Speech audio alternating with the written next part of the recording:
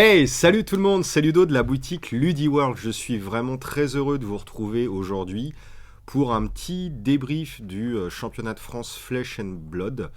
Alors un petit débrief, je sais pas exactement parce qu'il y aurait tellement de points à évoquer et je suis pas du tout seul pour pouvoir vous apporter un petit peu tous les éléments globaux du tournoi, parce qu'il faudrait l'avis de toutes les personnes, les arbitres, les joueurs, l'œil d'Ophidia pour le coverage, DLSS et tout ça. Donc ça sera mon récapitulatif de tournoi, mon expérience, que j'ai vécu exactement. Mais il faut justement essayer d'avoir tous les avis un petit peu globaux pour avoir un vrai récap. Après, ce qui est quand même encourageant, c'est que tout le monde semblait être super ravi par le tournoi. Tout le monde a été unanime sur la bienveillance de la communauté, sur le fait que le tournoi était vraiment génial, se rencontrer en vrai. Alors on avait déjà fait le Road to National en septembre, je ne sais plus exactement la date, et on avait déjà eu ce sentiment-là, mais à l'échelle un petit peu plus réduite, parce que le tournoi avait été ici, avec un nombre de personnes quand même moins élevé. Mais on sentait le petit engouement de se voir en vrai, de se rencontrer, de se découvrir, etc. Et là, c'est ce qu'on a eu avec le championnat de France, mais forcément démultiplié. Alors, le championnat de France, donc nous étions 39, nous étions 39 joueurs. Alors, ce qui s'est passé, il y avait 48 qualifiés sur le championnat de France Netrunner. Lapsus révélateur, je suis encore fatigué. Le championnat de France Flèche. Au tout début, lorsqu'LSS nous ont dit oui, il y a 48 slots, j'avais trouvé ça relativement faible, surtout en comparaison des autres pays. Après, c'est forcément à mettre en rapport, en corrélation avec le nombre de joueurs de la communauté française. Et à l'époque où LSS avait indiqué qu'il y aurait 48 places, je pense que le pool global de joueurs en France n'était pas encore au niveau où il en est actuellement. Je pense que c'était une bonne décision de la part d'LSS déjà de restreindre à 48 places et de faire en sorte que ce soit des qualifiés au point d'expérience sur 90 jours. Donc ça faisait quand même 3 mois, ça laissait le temps de continuer à faire des tournois un petit peu partout en France pour que tout le monde ait la chance de farmer les XP et d'être inscrit. Je pense que ça a été une formule payante parce qu'il y a eu réellement 48 personnes d'invités. Un tournoi qui, je le rappelle, du coup était gratuit, entièrement financé par LSS sur le tournoi principal, c'est-à-dire que les joueurs qualifiés étaient invités et n'avaient absolument rien à payer. Donc ça, c'est plutôt quand même super cool. Sur les 48 personnes d'invités, 40 avaient répondu présent. Il y avait 8 personnes qui malheureusement ne pouvaient pas venir. Alors je ne sais pas pour quelle raison, est-ce que c'était la date, le lieu, ceux qui habitent à l'autre bout de la France, je comprends que ça fait des frais, un investissement, un week-end à prévoir, etc. Bref, nous étions 40 et il y a la 40e personne qui, je sais pas, avait accepté l'invitation et puis finalement elle ne savait pas ce qu'elle a fait, elle ne savait pas qu'elle s'était inscrite. Et la veille de l'événement, la personne nous dit non, je comprends pas, je viens pas au tournoi, je savais pas, etc. Donc bref, nous étions 39. LSS voulait un tournoi très carré en termes de règles. Il voulait mettre en avant le fair play des joueurs, le respect des règles. Ils veulent que les événements nationaux soient vraiment des événements de qualité où rien n'est laissé au hasard. Personne n'est parfait, tout le monde fait des erreurs de jeu, des décisions parfois un petit peu prises dans l'euphorie du tournoi, dans le stress, il y a quand même énormément de pression. Bref, il y a un joueur qui s'est fait disqualifier, ça n'a rien à voir avec le joueur en lui-même, c'était une décision liée au respect des règles du jeu, donc les arbitres sont là pour ça, il y a des règles, une structure, bref, ce que je veux vous dire c'est que le joueur en question n'est pas du tout incriminable. C'est comme ça, on est redescendu à 38 joueurs, donc c'est peut-être ma seule petite déception du tournoi, j'aurais aimé qu'on soit à 48 joueurs, pour commencer à faire voir au bout d'un an que le jeu il a du potentiel, et on le voit bien qu'il a du potentiel. Mon seul regret du tournoi c'est ça.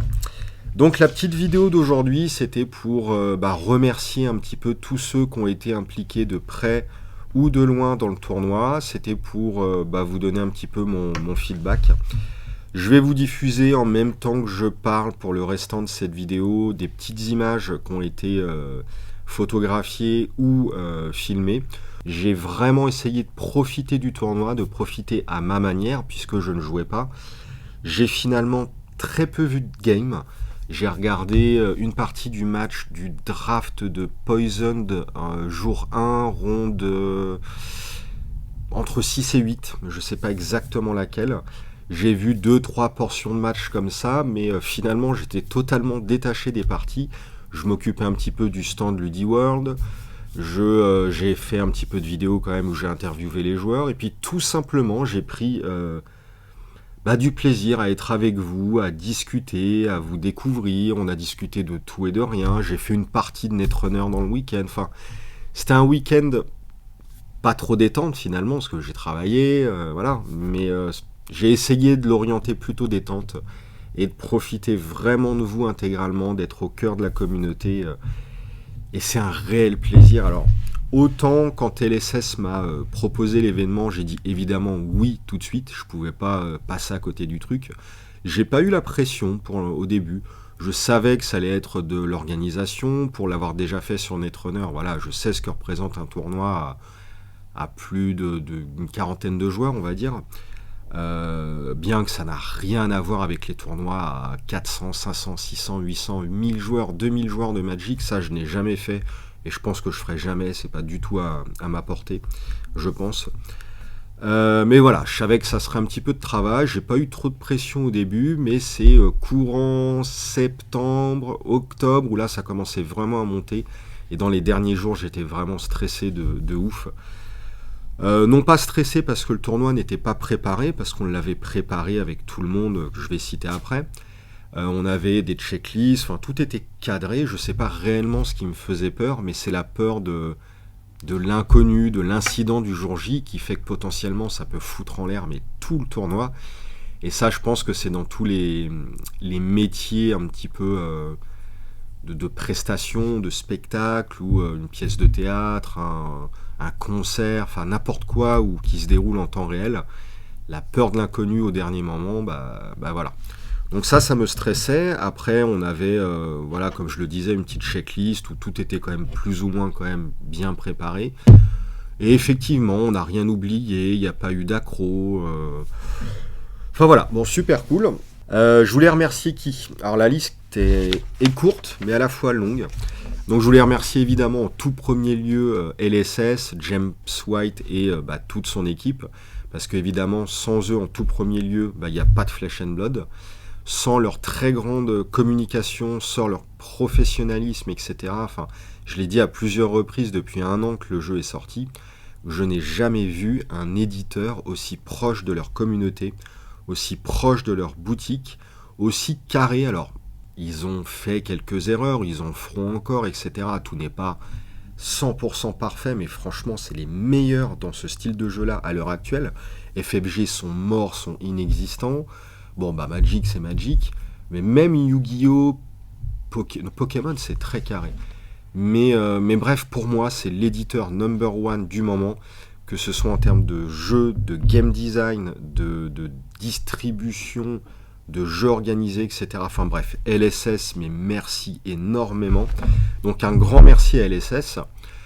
Un grand merci à l'hôtel Le Campanile. Un petit coucou à Valérie, je ne sais pas si vous regarderez cette vidéo, mais qui a été super agréable, super serviable du début à la fin. Un grand merci à toutes les personnes que j'ai vues dans l'hôtel durant tout le week-end. Je ne connais pas les prénoms, mais merci à vous, qui ont été super serviables, agréables, qui nous ont mis à disposition le café. Le lieu était super cool. La salle à l'intérieur, écoutez, c'était super, vraiment grand. On avait une double table juste pour 2 joueurs, des sièges agréables. Il faisait pas trop chaud, pas trop froid, un petit peu chaud au début, mais bon, on a ouvert un peu, c'était nickel. C'était très grand, on a pu faire différents pôles dans la salle. Il y avait le pôle coverage vidéo, il y avait le pôle arbitrage, il y avait le stand LudiWorld, il y avait le petit coin vidéo pour mes interviews, il y avait la partie démonstration side event, il y avait la partie main event. Tout était super grand, agréable, enfin royal. La personne que je voulais remercier après, c'est Ganlon. Ganlon, que vous avez vu dans quelques vidéos de Netrunner, donc qui est venu à la rescousse pour me seconder sur ce tournoi. Merci à toi, parce que sans toi pour gérer le stand LudiWorld, clairement tout seul c'était juste pas possible. Donc merci à toi Ganlon. Je voulais remercier quelques personnes aussi qui ont vachement aidé à la préparation du tournoi en amont. Je pense notamment à toi Poisoned. Je pense que vous connaissez Poisoned, Seb, qui est un joueur ultra impliqué dans la communauté Flesh and Blood, qui a mis du temps à se mettre au jeu, qui n'était pas super convaincu au début, comme David, pardon. Et puis t'as craqué et t'es à fond, t'es là pour répondre aux questions de joueurs sur les différents Discord, t'es là pour organiser des tournois online, organiser carrément. Donc voilà, Poison, t'es là déjà depuis pas mal de temps en soutien. Et pour le main event Flesh and Blood, ou même les sides, tu m'as vachement aidé à mettre de côté les lots. On a passé 2 petites après-midi, pas des après-midi complètes, mais on a passé du temps ensemble à mettre de côté, à tout étiqueter et tout, pour justement le jour J, tout soit carré. La veille du national pour le side event en équipe, t'étais là. Le jour J, t'es venu déplacer les cartons. T'as aidé les arbitres à faire je sais plus quoi d'ailleurs, les numéros de table ou je sais pas. Donc merci à toi, vraiment. Un grand merci également à Silou, le joueur brut, qui nous a été d'une aide mais primordiale sur l'installation de la salle. Il a aidé à déplacer tous les produits que j'ai ramenés dans la salle, parce que tout bêtement, j'avais complètement zappé la partie logistique du déplacement des produits. Moi, je ne suis pas véhiculé, je ne conduis pas, donc voilà, j'ai complètement oublié qu'il fallait déplacer les produits. Donc Silou nous a sauvé la vie. Il a conduit tout ça, il l'a aidé à installer, il a fallu installer des paravents dans la salle. Donc il y avait toi, il y avait Poison, il y avait Kevin, il y avait Romain de mémoire, enfin il y avait tout un tas de personnes qui ont vraiment aidé physiquement le jour J à tout installer. Les arbitres également ont été là pour la logistique d'installation de tout ça. Donc merci à vous, parce que tout seul, clairement, c'était juste pas possible pour moi de tout installer. Hein. Donc il y avait même encore pas mal de joueurs que j'ai pas cités là, au-delà des arbitres, de Romain, de Kevin. Il y avait, je crois, Vinzar, il y avait Okome, enfin je sais plus qui exactement était là le vendredi soir, enfin dans l'après-midi, le samedi matin pour finir d'installer et tout. Mais il y a eu pas mal de monde, donc merci à vous tous. Je voulais remercier remercier encore une fois évidemment l'équipe d'arbitres. Donc un grand merci à toi Emilien de m'avoir contacté en amont pour me proposer tes services. Je ne te connaissais pas. Le tournoi aurait pu avoir lieu sans vous. J'ai déjà fait des tournois sans réelle équipe d'arbitrage, mais clairement ça aurait été très compliqué, parce que le gros du pool de joueurs qui maîtrisent le jeu, ses règles et qui sont arbitres étaient dans le tournoi principal. Donc clairement on aurait pu arbitrer et gérer la logistique des pairings, répondre à quelques questions, etc. Mais clairement ça n'aurait pas été un niveau aussi pro, aussi carré que ce que vous avez fait. C'était impressionnant. 30 minutes pour jouer votre partie. Dès que vous avez 2 joueurs qui ont gagné dans la même équipe, la ronde s'arrête pour cette manche-ci. Ensemble, 5 rondes de Classic Constructed, c'est-à-dire avec le deck que vous avez proposé. À ce sujet, si vous n'avez pas vérifié votre présence là-bas avec l'arbitre, n'hésitez pas à y passer. C'est très rapide, ne vous inquiétez pas, c'est juste pour s'assurer qu'on ait le plus de monde possible et qu'on ait tout le monde, histoire qu'on ne vous cherche pas au début de la ronde, ce serait dommage. Donc aujourd'hui, on va jouer ces 5 rondes. Vous allez jouer avec le deck que vous avez listé. À l'issue de ces 5 rondes, nous allons avoir une petite pause supplémentaire. Donc sachant qu'on n'a pas encore déterminé, mais on va essayer de jouer un petit peu ces 5 rondes. Emilien, qui est votre head judge, vérifiera et s'assurera qu'on aura tout ce qu'il faut entre temps. Il y aura une petite pause d'environ 30 minutes après les 5 rondes de construit. On vous informera et ensuite on passera au draft. Le draft, donc bien sûr, ce sera un petit peu différent. Au début du draft, on prendra un peu de temps pour vous expliquer. C'est moi qui collerai le draft. C'est aussi une différence avec par exemple le casual, c'est-à-dire que il va y avoir des procédures qui sont un petit peu fixes pour éviter, c'est-à-dire il va y avoir un temps sur lequel vous allez pouvoir piquer vos cartes, histoire que tout soit fluide. C'est pas pour vous embêter, c'est juste que c'est assez spécifique et comme on est aux nationaux, on voudrait que tout se passe un petit peu de façon fluide. Donc c'est-à-dire on vous expliquera tout ça, ne vous inquiétez surtout pas au début du draft, comme ça au moins tout le monde sera à peu près sur la même longueur d'onde. Il y aura 3 rondes que vous jouerez avec votre deck de draft. À l'issue de ces 3 rondes, la journée sera finie pour aujourd'hui et les personnes qui se qualifieront pour le top 8 seront les bienvenues demain pour venir jouer. Celles qui malheureusement ne sont pas qualifiées seront aussi les bienvenues demain. On aura énormément de side events, notamment un CD demain, qui sera des gros side events de la journée. Mais tout est disponible aussi bien aujourd'hui que demain, si jamais aujourd'hui vous n'avez vraiment pas de chance ou demain pour jouer, vous amuser.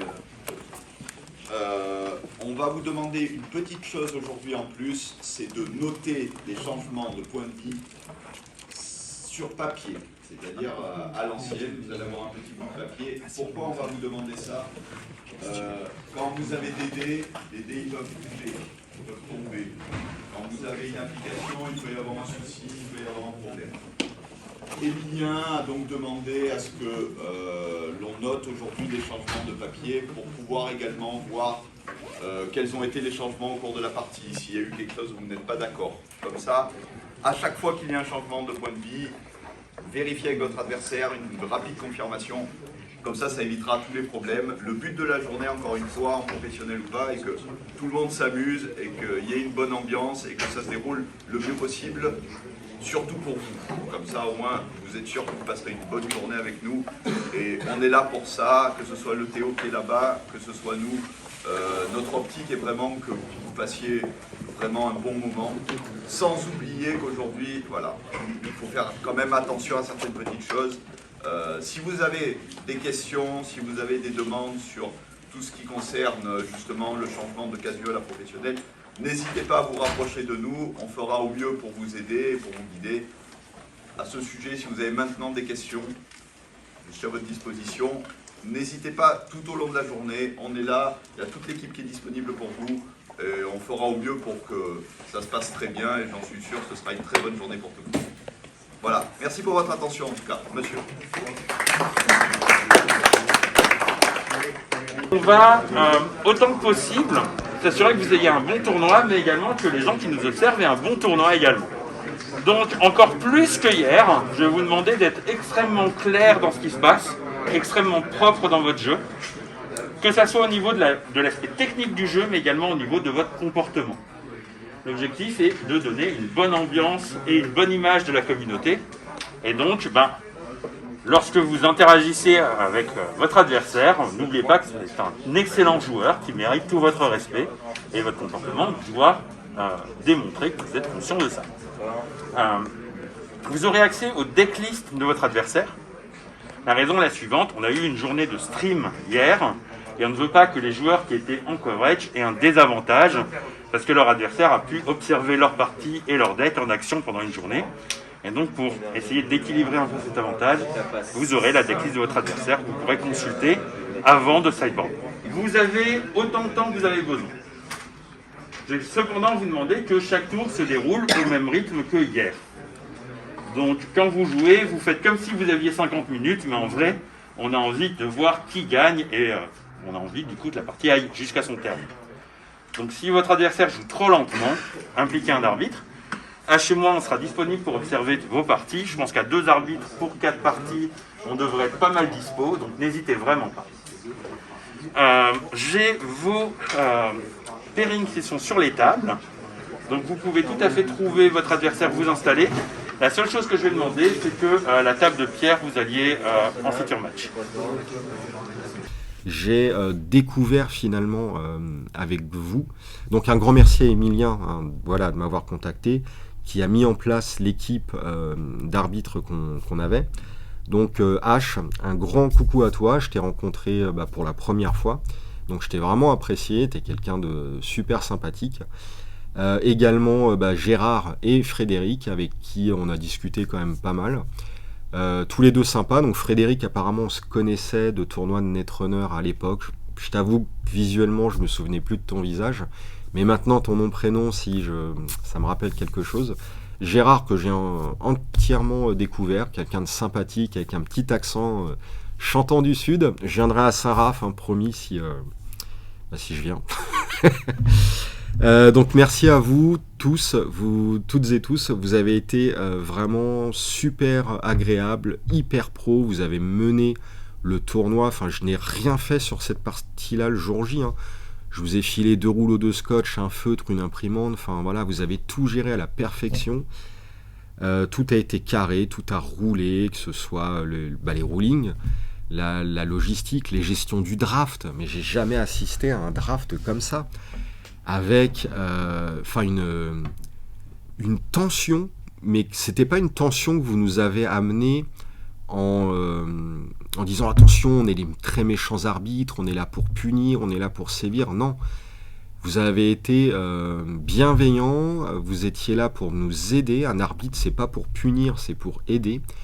Les règles de draft, les règles d'un tournoi, c'est là pour être carré et éviter de prendre du retard, éviter qu'il y ait des problèmes qui apparaissent. Quand on voit la structure carrée d'un draft, c'est pas pour faire peur, c'est pour que le draft se passe au mieux, pour éviter qu'on ait un problème à gérer. Et c'est la première fois que j'assistais à un draft avec autant de rigueur, et même moi qui ne jouais pas, j'avais une tension, c'était impressionnant, c'était beau à voir, on ressentait l'importance du tournoi, c'était mais incroyable. Là vous voyez, je sais pas si vous le voyez, mais j'en ai des frissons tellement j'ai surkiffé ça. Seconde.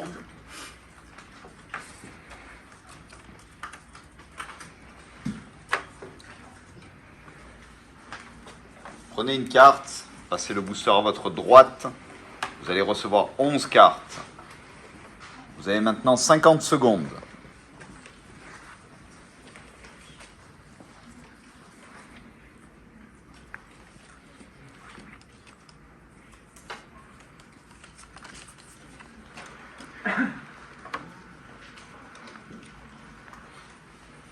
Votre nom reste visible. Juste les cartes que vous avez draftées, vos 45 cartes. Un autre joueur va lister le contenu de ce paquet et vos cartes vous seront retournées ensuite pour pouvoir construire puis jouer. Donc si vous êtes à la table 1 ici, nous allons prendre votre paquet et le donner à un joueur de la table 2. Donc les arbitres, si vous pouvez me donner un coup de main.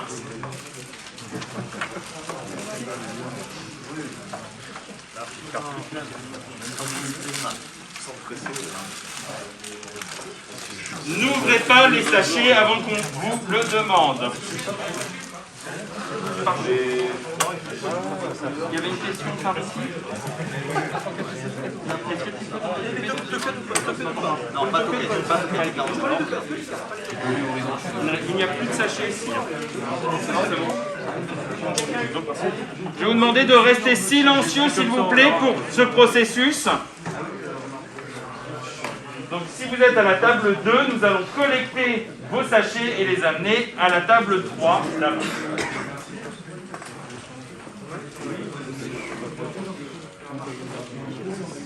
Je sais que la plupart des gens ont peur de participer à un tournoi parce que le mot tournoi fait peur, parce que vous n'avez peut-être jamais fait de tournoi, vous avez peur de votre niveau de jeu, vous avez peur de ralentir l'adversaire, de faire des conneries, de vous faire taper dessus par un arbitre, et je peux carrément le comprendre. Mais à côté de ça, alors déjà il faut une première fois, venez en tournoi, peu importe votre résultat, peu importe les questions que vous posez, on s'en fout, on a tous fait un premier tournoi, et puis même quand on en a déjà fait, des erreurs de jeu, ça arrive à tout le monde, et justement, les arbitres sont là pour aider, pour répondre. Quand il y a pas une faute, mais un warning de mise sur un joueur, c'est pas pour le punir, loin de là, c'est juste pour rééquilibrer un état de jeu. S'il y a une erreur de fait qui a ponctuellement envisagé quelqu'un, juste on rééquilibre pour que la partie elle soit dans la bonne balance et que le jeu se déroule dans les meilleures conditions. C'est ça l'arbitrage. Et là où je voulais faire la conclusion sur le pôle arbitre, c'est que j'ai réellement découvert cette profession. C'est vraiment une profession. Alors je ne sais pas si on peut en vivre décemment. Émilien, je vais poser quelques questions, j'ai essayé de comprendre comment ça se passait. Et c'est un truc que je ne connaissais pas, alors que ça fait 25 ans que je suis joueur, ça fait 10 ans que je suis dans le milieu professionnellement, et je ne connaissais pas. Et c'est juste impressionnant.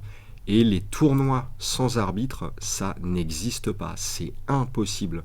C'est quelque chose de primordial. Et vous avez assuré, mais encore une fois, merci. Voilà. Je voulais remercier du coup la team Coverage, l'œil d'Ophidia, composée normalement de Aurélie, Pedro et Romain. Pedro étant qualifié dans le tournoi, il a été un peu moins présent sur l'exécution du truc durant le week-end. Mais je crois qu'il a été impliqué dans la location du matériel pour aller le ramener ou le donner de nouveau. Silou également, donc encore merci Silou. Donc voilà, merci à vous 4. Donc j'ai cité que 3 personnes, mais il y avait Kevin. Je sais pas si c'est un ami d'Aurélie, de Romain, Pedro. Bon voilà, je te connaissais pas réellement, et super sympathique également. Kevin a participé à l'installation du coverage. Voilà. Donc super, vous avez fait un taf de ouf. J'ai pas pu regarder vos diffusions parce que j'étais occupé, mais je regarderai quelques matchs avec plaisir après coup. Vous avez été présent tout le week-end, je sais le taf que c'est de faire ça, c'est vraiment un vrai travail. Donc merci à vous, je vous ai peu remercié en direct ce week-end-là, mais vraiment un grand merci à vous, parce que pareil, sans vous, j'aurais pas pu... Alors j'aurais pu organiser le tournoi sans vous, mais le tournoi n'aurait pas été vu, on n'aurait pas eu autant de retours positifs. Enfin, voilà, ce que vous avez fait, c'est primordial. Et comme les arbitres, aujourd'hui, le coverage, c'est indispensable. Enfin, donc merci, vraiment merci à vous. En plus, vous êtes venus de loin. Enfin, super, quoi, vraiment. Donc merci, un très sincère merci. Je voulais remercier Marcelf. Je ne t'ai pas remercié, je crois, le jour J, le week-end, et ça m'a fait mal derrière. Marcelf qui nous a créé des cartes, des cartes de fans, des custom cards. Alors je vais vous la faire voir. Voici un petit peu la carte qu'il m'a créée. Vous la voyez. Ah si, vous voyez que c'est foil. Donc il a créé comme ça plusieurs personnes de la communauté. Donc hop. Donc Marcelf nous a créé des petites cartes comme ça, mais c'est juste un cadeau fabuleux. Et c'est là où je pense que je ferai une vidéo dédiée un jour pour vous parler un petit peu du méta autour du jeu. Là, je parle pas de metagame vraiment sur les decks, mais c'est l'aspect social de ce type de jeu-là, où ça, c'est un des meilleurs cadeaux qu'on peut faire aux gens. Enfin, il y a quelqu'un qui a passé du temps, qui a travaillé, qui nous a fait un cadeau. Enfin, c'est inestimable, ces trucs-là. Et je sais pas si je jouerai la carte, voilà, mais dans 10 ans, enfin voilà, c'est le souvenir de la carte, c'est unique, c'est super. Donc merci à toi Marcelf, tu étais déjà impliqué dans la communauté avec ta chaîne, tu es ultra serviable sur les Discord, enfin, et voilà, là tu nous as fait un truc comme ça, c'est juste super. Donc merci, vraiment merci, tu vois, je t'avais pas dit merci de vive voix, enfin je crois pas, je sais plus, mais je te le dis, merci, gros bisous à toi. Je voulais remercier aussi les joueurs qui ont répondu à mes interviews. C'était vraiment super cool. Ça faisait longtemps que j'avais pas fait des interviews comme ça. La dernière fois, je crois que c'était un des tournois Netrunner où j'avais peut-être fait des interviews pour Dragon Ball ou quelques micro-vidéos comme ça sur la chaîne. Mais là, j'en ai fait pas mal. C'est sympa. J'ai commencé à en diffuser sur la chaîne. Il n'y en a pas eu non plus des tonnes. Je voulais en faire plus initialement. Et comme je le disais, j'ai vraiment profité de l'événement, des joueurs. J'ai essayé de travailler un petit peu, mais je voulais vraiment être avec vous. Je regrette pas du tout. Mais c'est vrai que du coup, il n'y a pas des milliards d'interviews. Je crois qu'il y en a 6 ou 8, un truc comme ça. J'ai un énorme regret, par contre. c'est de ne pas avoir interviewé suffisamment de joueurs du top 8. C'était quand même intéressant de le faire. Et alors la grosse erreur, et là franchement vous pouvez me prendre et me coller des tartes, c'est que je n'ai même pas interviewé le champion de France. C'est n'importe quoi, je m'en excuse mais terriblement. En fait, ce qui s'est passé, c'est quand il y a eu le match final, le match est terminé. Derrière, Chris, le vainqueur, donc en gros, encore un gros remerciement et félicitations à toi pour ta victoire. Il a été un petit peu occupé, il discute avec des joueurs qui lui posaient les questions, avec Étienne, le finaliste. Il a été interviewé par l'œil d'Ophidia, donc ça c'est cool. Vous aurez déjà une interview et un retour de sa part sur l'œil d'Ophidia. Donc il y a quand même quelque chose qui a été fait pour mémoriser, immortaliser cet instant. Et bref, il a été un petit peu occupé, moi aussi. Je comptais l'interviewer à la cool dans la journée quand on aura un peu de temps. Puis à un moment donné, il vient me dire au revoir. Il avait un train, etc. C'est vrai que le dimanche après-midi, les gens qui venaient de loin, et Chris vient de Lyon, donc il avait un train à prendre. Et je dis, non merde, je voulais t'interviewer et tout. Et donc on n'a pas pu en fait. Donc je m'excuse, j'ai mal organisé mon temps. En discutant avec lui après coup, voilà, on va se faire une petite vidéo à distance. Donc vous n'aurez peut-être pas une qualité d'image ouf parce que je vais enregistrer mon écran. Faut que je trouve comment faire, je suis pas très fortiche là-dedans. Donc vous aurez quand même un retour, mais qui arrivera quelques temps après. Mais en attendant, vous aurez celle de l'œil d'Ophidia et puis les autres interviews que j'ai fait. Donc merci à tous les joueurs qui ont répondu présent, on s'est franchement bien marré. Il y avait, alors les questions, c'est pas de la haute voltige, mais je pense que c'était sympa, ça immortalise l'événement. On apprend un petit peu plus à connaître les joueurs. J'avais glissé une petite question à la con, ma petite question Twin Peaks, c'était vraiment pour le fun. Donc merci à vous. Un grand merci aux joueurs, tout simplement, même si vous n'avez pas répondu à des interviews, même si vous n'avez pas fait top 8, même si, on s'en fiche. Vous étiez là, ceux du jour 1, ceux du side event. Un grand merci à vous d'être venus, de jouer à Flèche, de vous impliquer dans la communauté. C'était super, vraiment. Alors, j'ai pas pu discuter avec tout le monde, malheureusement, mais j'ai quand même discuté avec pas mal de monde. Parfois que je voyais pour la première fois. Enfin, c'est génial, vraiment, c'est génial. Je suis super heureux. Et en dernier lieu, un remerciement à Alex et Rémi, mes collègues de LudiWorld, que vous voyez. Alors, Alex, un petit peu en vidéo de temps en temps. Rémi, ça fait longtemps qu'il n'en a pas fait avec moi. Mais un grand merci à eux qui me supportent au quotidien, qui m'aident à préparer les commandes, à référencer les produits sur le site, etc. Et ils ont eu une part à jouer dans ce tournoi parce que on discute forcément, de temps en temps je leur demande leur avis sur quelques trucs, etc. Donc depuis le mois de juillet, je leur parlais du national, on a discuté, je sais plus de quoi, mais ils m'ont aidé. Ils ont aussi aidé à préparer vos commandes que vous avez récupérées soit sur le lieu du tournoi, soit la veille au soir sur le tournoi par équipe. Donc bon, ils ont participé malgré tout, l'air de rien, à tout ça. Donc voilà, c'est tout pour les remerciements. Je vais vous laisser sur quelques images de ce tournoi. Peut-être d'ailleurs que lorsque j'étais en train de parler au préalable, vous avez déjà vu des photos et vidéos. Je vais vous laisser sur tout ça. J'espère que ceux qui ont été présents ont passé un bon moment, mais voilà, je sais que c'est le cas parce que vous nous avez quand même tous remerciés, donc c'est super appréciable. J'espère vous voir l'année prochaine. Normalement, on sera plus nombreux. Le jeu continue à se développer.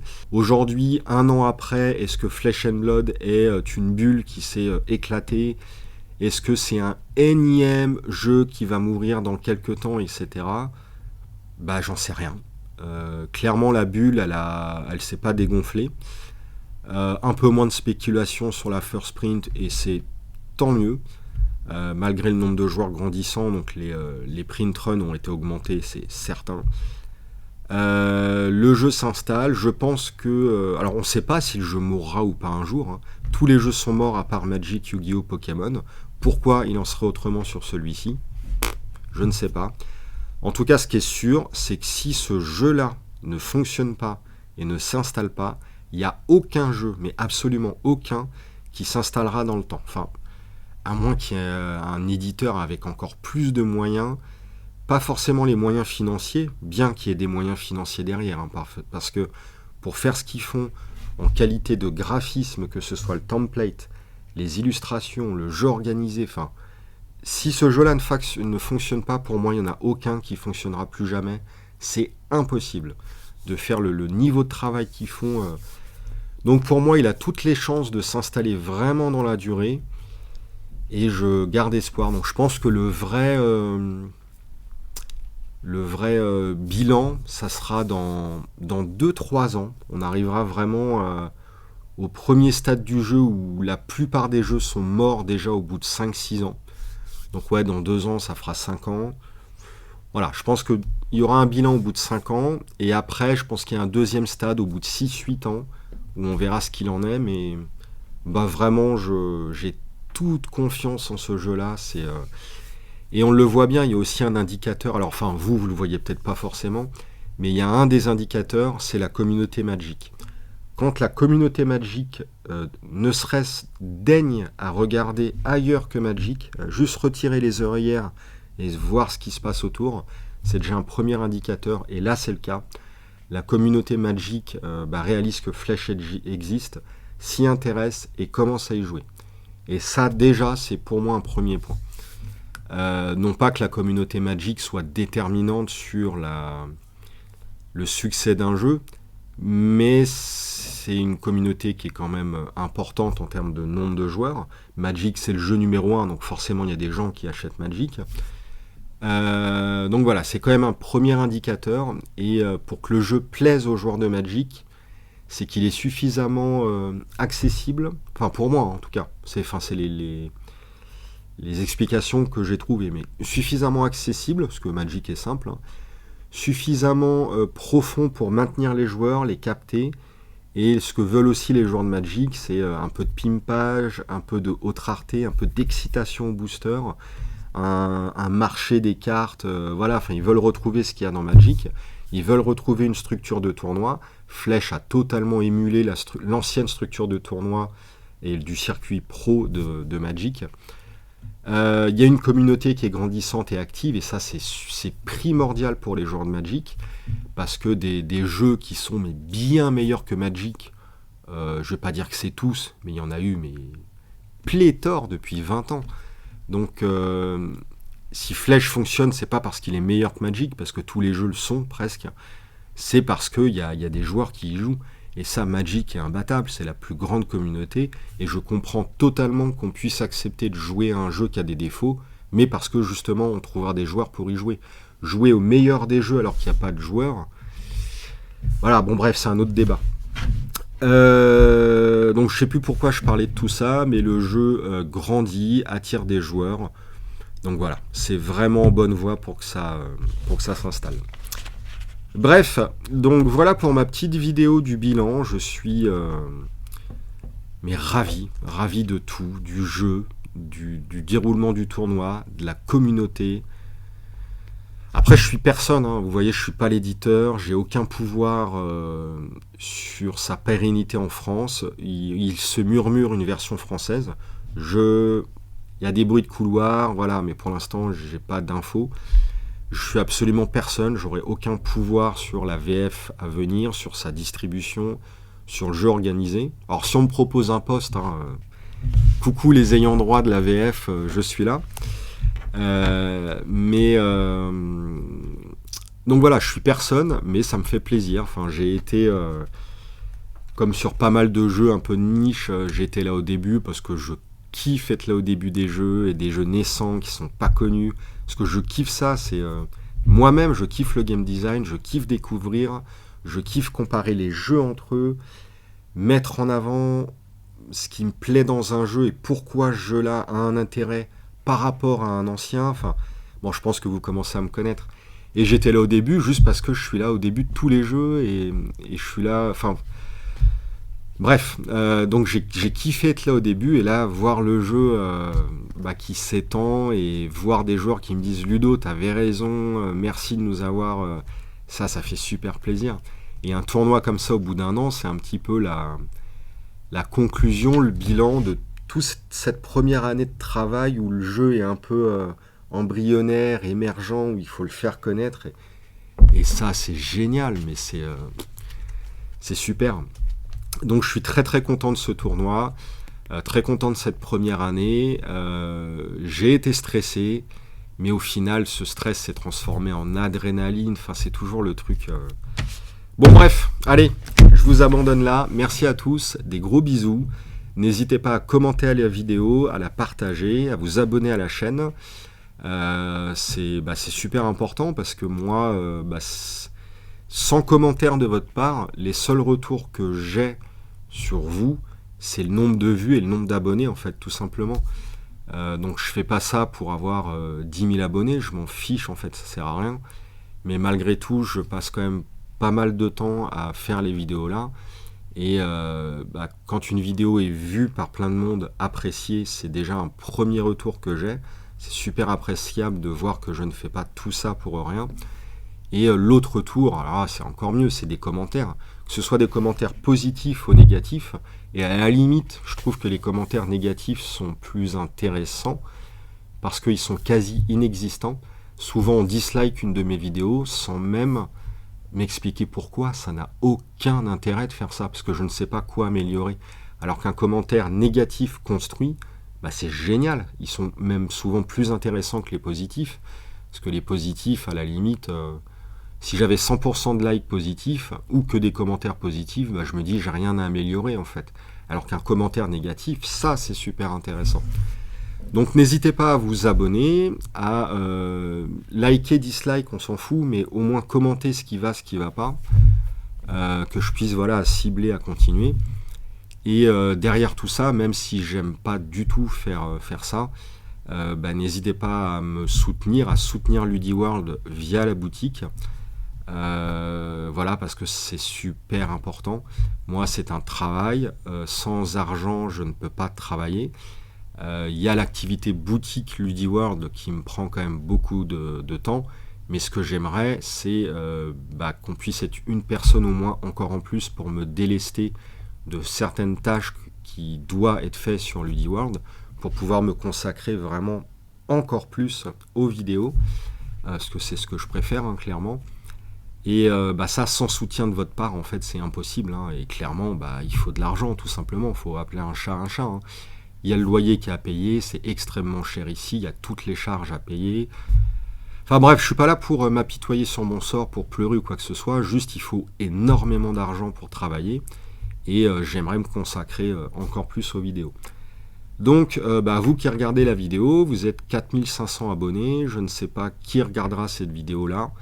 Mais voilà, même si pour vous, vous estimez qu'une petite commande de temps en temps, que ce soit une commande de soutien, parce que vous avez envie de me soutenir LudiWorld, ou une commande parce que vous avez besoin, enfin voilà, toute commande est importante, peu importe le montant, et on a besoin de soutien tout le temps, le loyer tombe tous les mois, les charges tombent tous les mois, c'est pas évident. Bref, allez, sur ce, je vous laisse, un grand merci à vous. Et c'était génial. Et je vous donne rendez-vous très certainement l'année prochaine. Je ne sais pas si je l'organiserai, mais en tout cas, je serai sur le championnat de France de l'année prochaine, c'est certain. Gros bisous à tous et à la prochaine. Salut, salut.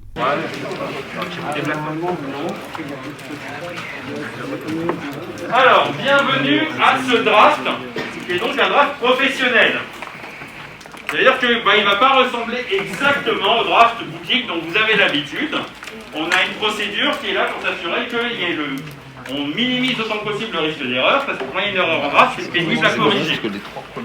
Donc la façon dont ça va se passer, c'est qu'on va avoir un arbitre, Gérard, qui va vous indiquer pour chaque carte exactement ce que vous avez à faire. Donc il vous dira quand ouvrir les boosters, quand les compter, quand prendre une carte, combien en passer à votre gauche, et ainsi de suite. Donc il faudra forcément écouter ce qu'il vous dit. Si à un moment vous vous rendez compte qu'il y a un souci, vous appelez immédiatement un arbitre, on viendra vous aider. Le reste du draft continuera à drafter. On prendra juste à part le pod où il y a un problème et on le corrigera. Il vous dira également quand vous pouvez voir les cartes que vous avez draftées, parce qu'on ne peut pas regarder les cartes qu'on a draftées, à l'exception de entre deux boosters. Lorsque vous draftez, vous regardez exclusivement devant vous. Si, comme moi, vous avez une casquette, vous demandez de l'enlever pour qu'on puisse voir vos yeux. Si à un moment, on voit que vous regardez sur le côté, nous, on n'a aucun moyen de savoir si vous avez vu ou non les boosters de la personne à côté de vous. Par contre, tout le principe du draft étant d'essayer de comprendre des signaux, si vous voyez ce que la personne draft, ça vous donne un avantage titanesque. Et la seule chose qu'on peut faire, nous, en tant qu'arbitre, pour rendre le draft plus équitable pour tout le monde, c'est de vous disqualifier. On n'a pas envie de faire ça. Donc pendant tout le draft, vous regardez devant vous, pas sur les côtés.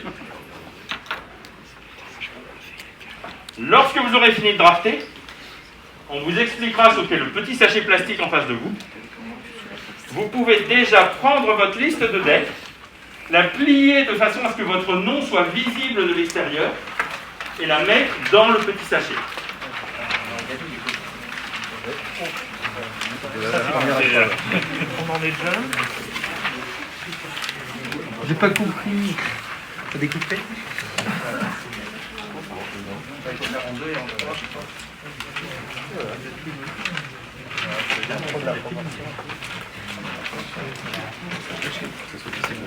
Visible de l'extérieur.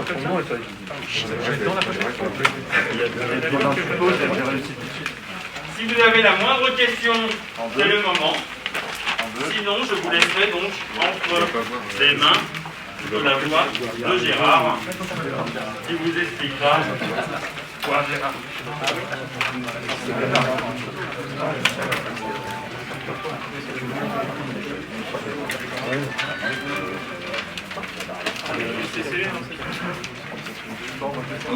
Je vais donc d'abord commencer par une petite minute. Il y aura un mélange de rappels et d'explications. Vous allez ouvrir les boosters. Je vous demanderai à chaque fois, je vais essayer de vous expliquer de façon claire et instruction par instruction. Donc ça peut être un peu redondant, mais au moins on va essayer de faire ça de la façon la plus propre possible. Sachez que les 3 premiers boosters vont être ouverts, vous aurez le temps de choisir, vous aurez 1 minute pour choisir votre pick. Et après, au fur et à mesure, vous avez de moins en moins de temps. Donc moins il y a de cartes, moins il y a de temps, ce qui est à peu près logique. Je vous l'annoncerai à chaque fois, donc soyez attentifs et faites bien attention. Lorsque je vous dirai, je vous annoncerai 5 secondes ou 10 secondes, selon qu'on ait plus de temps. Au début, je vais vous annoncer 10 secondes, comme ça vous savez qu'il vous reste 10 secondes pour faire un choix. Lorsque je vais vous dire prenez une carte, ça veut dire prenez une carte. Ça ne veut pas dire prenez une carte dans 10 secondes. Je suis désolé de vous imposer ça, mais comme on est en professionnel, on va essayer de faire ça un petit peu carré. Ne soyez pas surpris. Donc prenez une carte, ça veut dire prenez la carte que vous avez décidé de choisir dans le booster et mettez-la sur votre pack. Comme l'a dit Emilien, vous mettez vos cartes devant vous en pile, vous n'avez pas le droit d'y toucher. Une fois que vous avez rajouté la carte à votre pile, vous n'avez plus le droit de toucher à cette pile jusqu'à ce que vous pouvez review le booster à la fin du booster. Donc entre chaque booster, vous aurez 1 minute pour regarder vos pics, voir un petit peu si vous allez dans la bonne direction et choisir un petit peu ce que vous allez faire pour le 2e et le 3e booster. Est-ce que c'est clair pour tout le monde? Très bien. Le premier booster donc se passera à gauche, le 2e se passera à droite et le 3e à gauche. On va commencer, je vais vous demander d'ouvrir votre premier booster. À chaque booster, la première chose que vous ferez, c'est de retirer le token. Le token, vous le mettez de côté, il fait partie de vos cartes.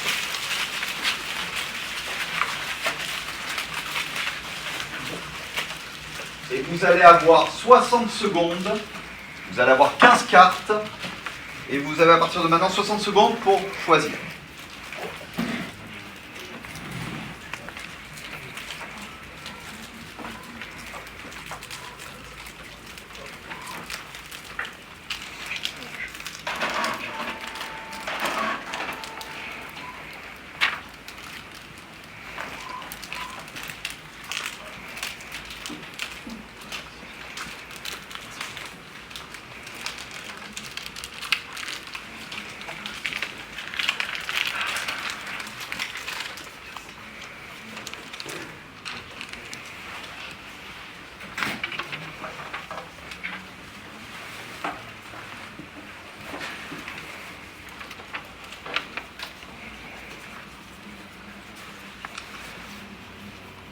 Il vous reste 10 secondes.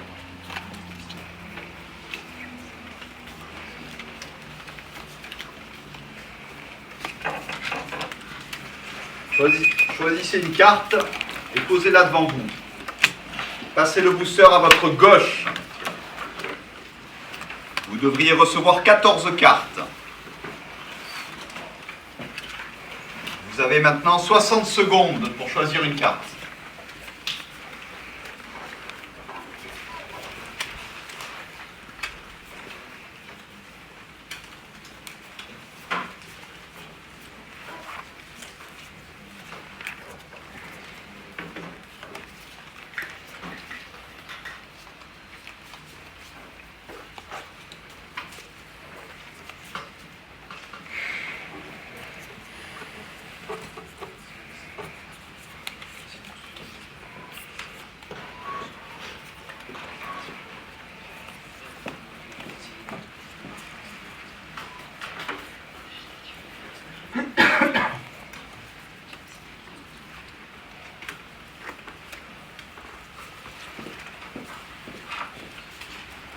Il vous reste 10 secondes.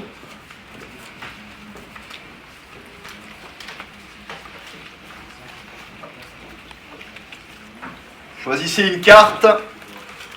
Passez le booster à gauche. Vous allez recevoir 13 cartes. Vous avez maintenant 60 secondes.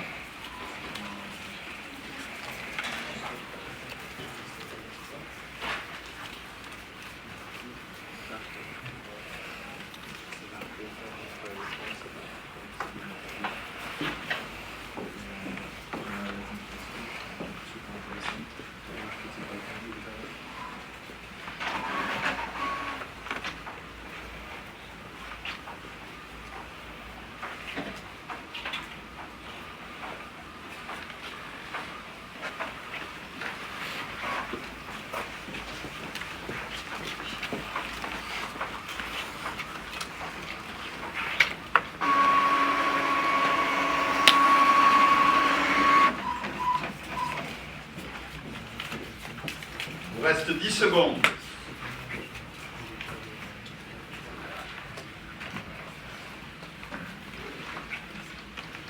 Choisissez une carte, passez le booster à votre gauche. Vous allez recevoir 12 cartes. Vous avez maintenant 55 secondes.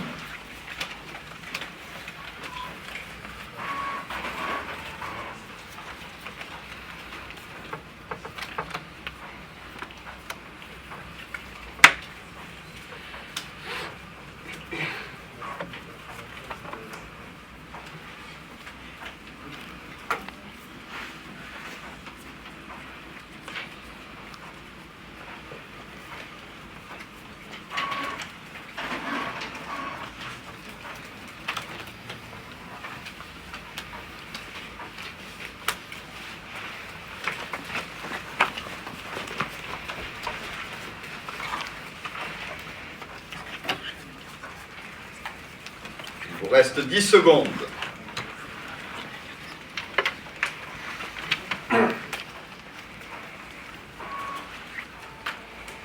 Choisissez une carte, passez le booster à votre gauche. Vous allez recevoir 11 cartes. Vous avez maintenant 50 secondes.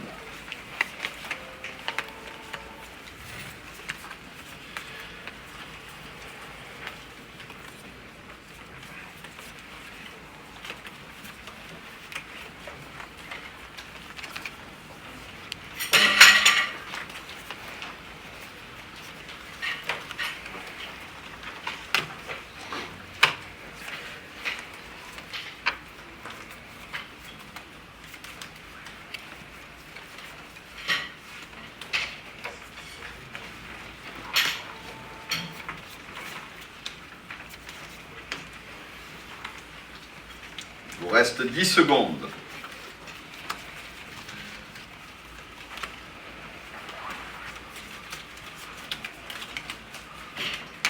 Choisissez une carte, passez le booster à votre gauche. Vous allez recevoir 10 cartes. Vous avez 45 secondes.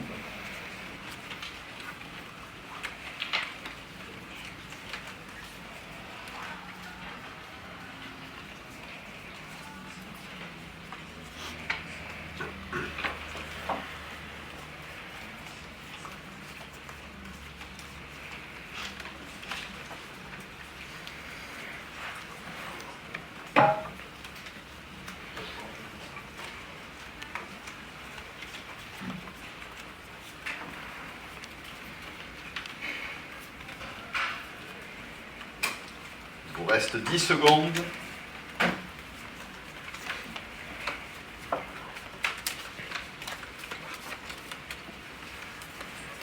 Choisissez une carte, passez le booster à votre gauche. Vous allez recevoir 9 cartes. Vous avez maintenant 40 secondes.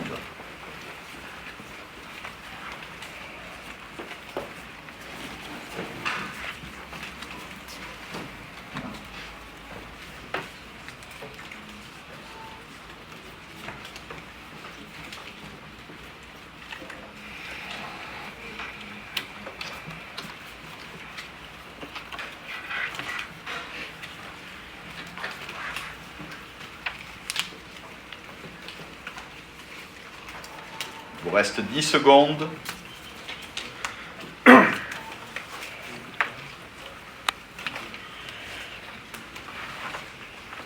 Choisissez une carte. Passez le booster à votre gauche. Vous allez recevoir 8 cartes. Vous avez maintenant 35 secondes.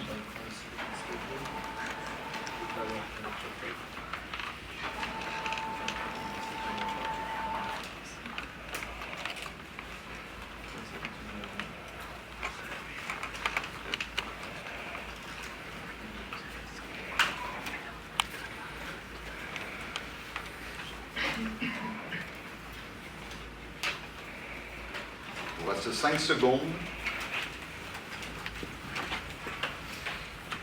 Choisissez une carte. Passez le booster à votre gauche. Vous allez recevoir 7 cartes. Vous avez maintenant 30 secondes.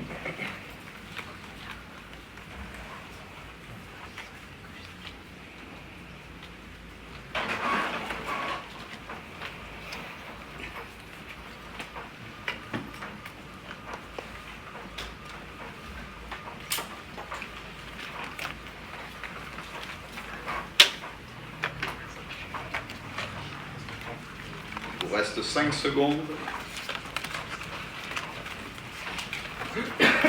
Choisissez une carte. Passez le booster à votre gauche. Vous allez recevoir 6 cartes. Vous avez 25 secondes.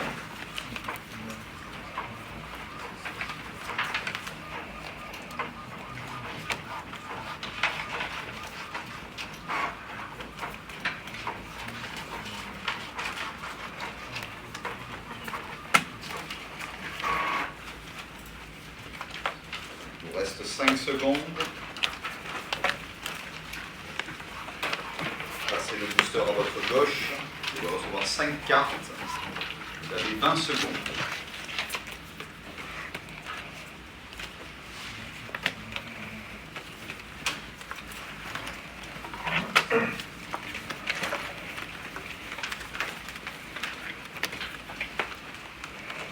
Il vous reste 5 secondes. Choisissez une carte, passez le booster à votre gauche. Il reste 4 cartes, vous avez 20 secondes.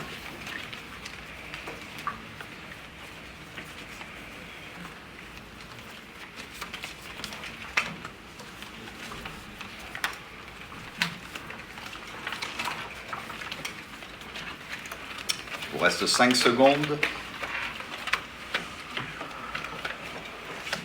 Prenez une carte, passez le booster à votre gauche. Il doit rester 3 cartes. Vous avez 20 secondes.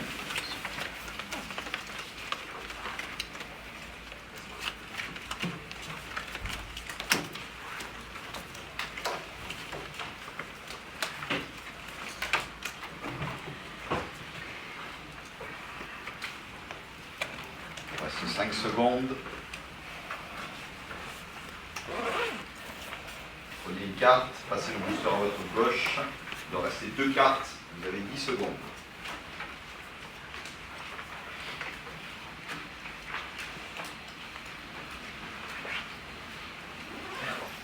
Prenez une carte, passez la dernière carte à votre gauche.